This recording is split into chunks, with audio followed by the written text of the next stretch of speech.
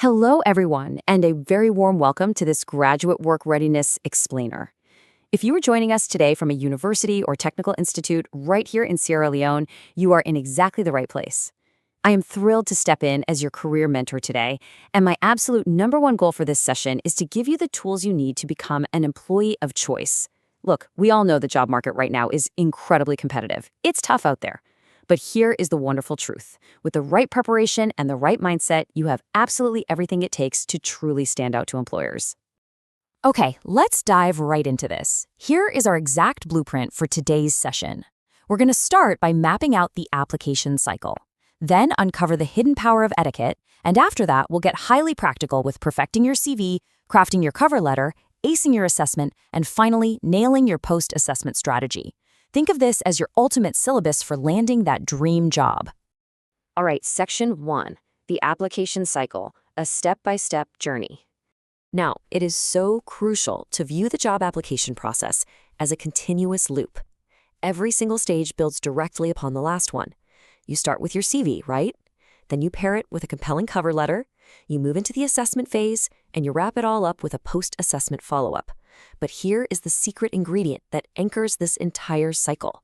At every single one of these 4 steps, your business etiquette is being actively observed and evaluated. Which brings us to Section 2, the power of etiquette, making a professional impression. So business etiquette really is the invisible thread that can absolutely make or break your application. Interestingly enough, true etiquette isn't just about knowing which fork to use at a fancy dinner. In the professional world, it is defined as demonstrating emotional intelligence. It's all about how you manage your own emotions, how you show consideration for others, and how you obey professional rules.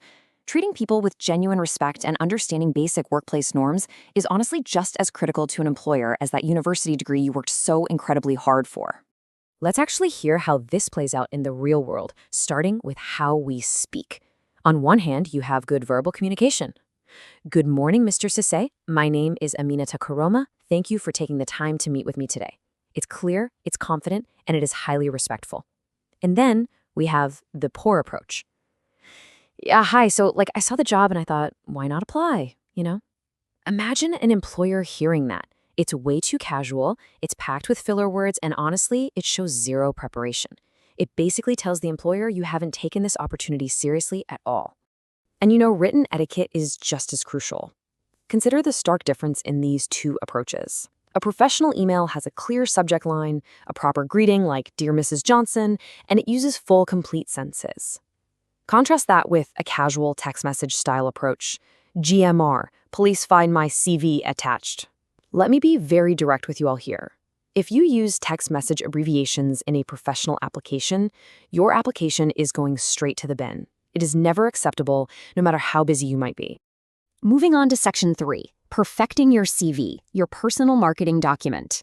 Listen, whether you're applying for a role in Freetown, McKinney, Bow, or anywhere else across the country, your CV is your absolute first piece of written communication with a potential employer. So you absolutely have to get these fundamentals right. Keep your format and font perfectly consistent throughout. Cap the whole thing at a maximum of 3 pages. Make sure to include a sharp 50-word profile summary that tells them exactly who you are. And please, I beg you, double-check your contact details. Hiring managers at busy organizations like the Bank of Sierra Leone or Unilever simply do not have the time to read a disorganized 10-page document, or to try and chase down a candidate who provided a disconnected phone number. I absolutely love this quote because it serves as our very first major etiquette tip of the process. Presentation is communication. A messy, inconsistent CV communicates carelessness and a total lack of attention to detail before a single word of your actual experience is even read. It's quite simple. If the document is sloppy, the employer is going to assume your everyday work will be sloppy too. And here is another golden rule of CV etiquette. Always contact your referees before listing them. We have all heard those awkward stories about employers calling a referee only for the person on the other end of the line to say, "Who? What job?" A surprised referee is highly unprofessional. It's embarrassing for you, it's embarrassing for them, and trust me, it instantly damages your credibility with the employer. Section 4, crafting your cover letter, your first conversation. Let's see how this builds from the CV to the cover letter. This is your chance to finally show a bit of your personality and prove exactly why you are a specific, perfect fit for this role. And this beautifully illustrates where so many candidates go wrong right out of the gate. Consider the completely generic, fully capitalized "to whom it may concern," compared to a tailored "Dear Miss Williams." Taking just a few minutes to research the hiring manager's actual name makes you stand out instantly. It shows you actually care. Because here is the reality. If you send a cover letter that could have been copy-pasted for absolutely any job under the sun, the employer immediately knows you are not genuinely interested in them. If you are applying to Rosal Commercial Bank or the Ministry of Health and Sanitation, mention something specific about their work. Personalizing the letter shows deep respect for their time. And as we've already learned, showing respect is the absolute cornerstone of good business etiquette. All right, Section 5, acing your assessment, making an in-person impression. If you've made it to the assessment stage, fantastic job. This is where all that etiquette practice truly comes to life in person. You need to research the company inside and out before you step through their doors. Dress in smart business attire, and remember, it is always better to overdress than to underdress. Arrive 10 to 15 minutes early, not 30 minutes early, and certainly absolutely never late. And please switch your phone to completely silent or just turn it off entirely. Checking your phone or having it ring in the middle of an interview is literally one of the most damaging mistakes you can possibly make.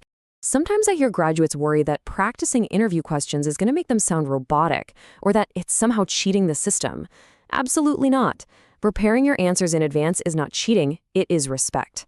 Rehearsing your answers to common questions like, "Tell me about yourself," or "What are your strengths?" is the ultimate sign of professional courtesy.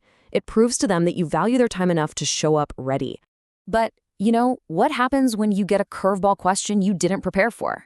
This is exactly where your emotional intelligence under pressure gets tested. Instead of guessing wildly, rambling, or completely panicking and freezing up, you can simply and calmly say, "That's a great question. Let me take a moment to think about that." Just take a breath. It shows immense maturity, composure, and self-awareness. Section 6. Post-assessment strategy, because the process isn't over. Please, whatever you do, do not fall into the common pitfall of thinking all the hard work is done the second you step out of that interview room. Post-assessment etiquette is surprisingly rare, which means it is your secret weapon. You should always send a formal, professional thank you email within 24 hours. Compare that to sending a casual WhatsApp message to the hiring manager saying, "Hey, did I get the job? Please let me know ASAP," with a bunch of praying emojis. I know the wait is incredibly stressful, but the WhatsApp message just screams desperation, while the formal email actively builds your professional reputation. And regardless of whether you end up getting the job or not, always politely ask for feedback. The strongest, most successful job seekers here in Sierra Leone do not fear failure. They view it as data. They ask what they could improve, they review that feedback without getting defensive, and then they adapt their approach for the very next opportunity. Which brings us to our final parting thought for this explainer. At the end of the day, when the interview panel is sitting together in a room discussing all the candidates, yes, they are absolutely looking at your skills. But ultimately, people remember how you made them feel. Did you make them feel respected, valued, heard? By mastering your communication and your business etiquette across this entire application cycle, you ensure that you leave a lasting, incredibly positive impression. So, to all the graduates out there getting ready to step out and enter the market, are you ready to be the employee of choice? I certainly think you are. Thank you so much for joining me for this explainer, and I wish you the absolute best in your exciting career journey.